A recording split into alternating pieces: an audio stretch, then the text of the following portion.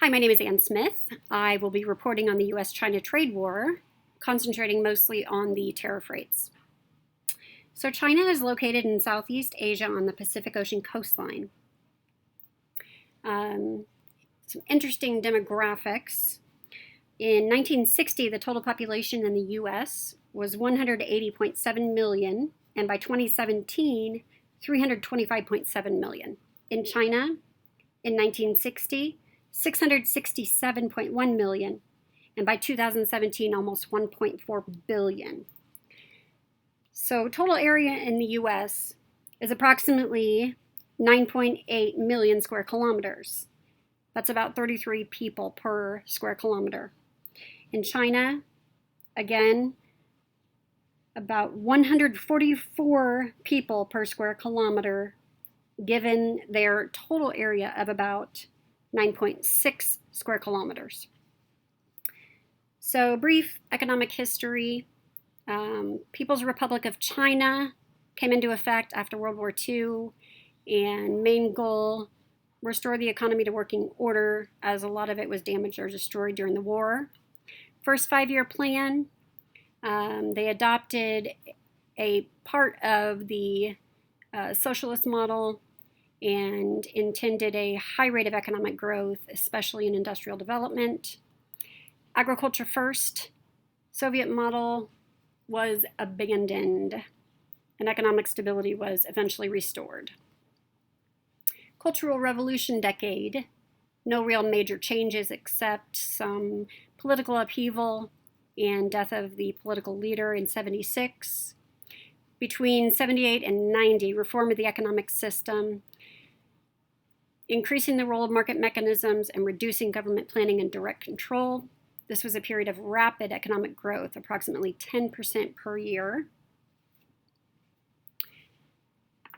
And since 2000, in 2001, China became a member of the WTO. Moving on to the trade war. During his campaign, President Trump declared he intended to fix China's, quote, long-time abuse of the broken international system and unfair practices. U.S. claims against China include theft of intellectual property, use of unfair practices, abuse of the international system, and inequality in the placement of tariffs. China disputes these claims and states the U.S. has essentially ignored their attempts at strengthening intellectual property right laws. Tariff rate timeline. China's tariff rates are climbing on U.S. goods and falling for the rest of the world. On March 22, 2018, President Trump asks the USTR to investigate applying tariffs on $50 to $60 billion worth of Chinese goods pursuant to Section 301 of the Trade Act. April 2nd, retaliation from China in steel and aluminum. May 1st, most favored nation status cut on pharmaceuticals. July 1st, most favored nation status cut on consumer goods, automobiles, and information technology products. July 6th, another retaliation, $34 billion on goods similar to those that tariffs imposed by the U.S. covered. On August 4th, 2018, China fell from the second to the third largest market.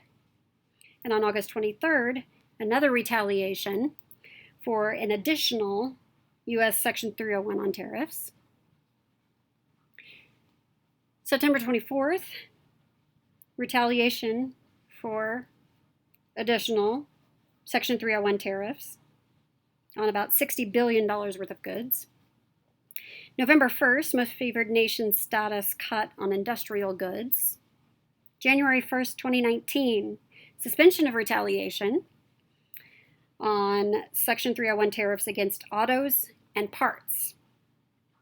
Temporary most favored nation rates for 2019. On June 1st, 2019, tariff increase on some U.S. products, about $60 billion worth.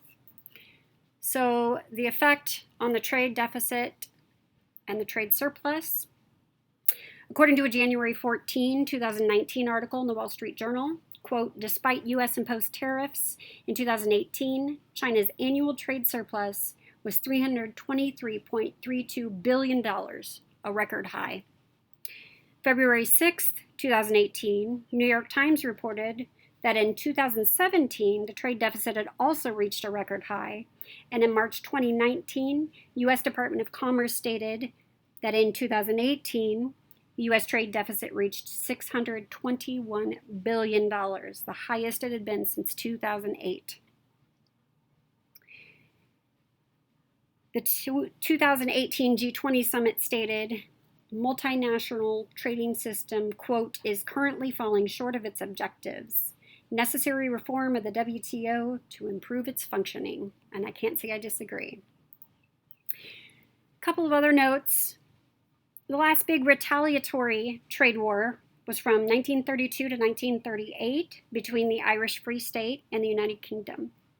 And at the risk of getting too political, I will simply say that it is clear China is not afraid to retaliate, and given the obvious differences in government, I believe it will be extremely difficult for each party to come to a unanimous agreement.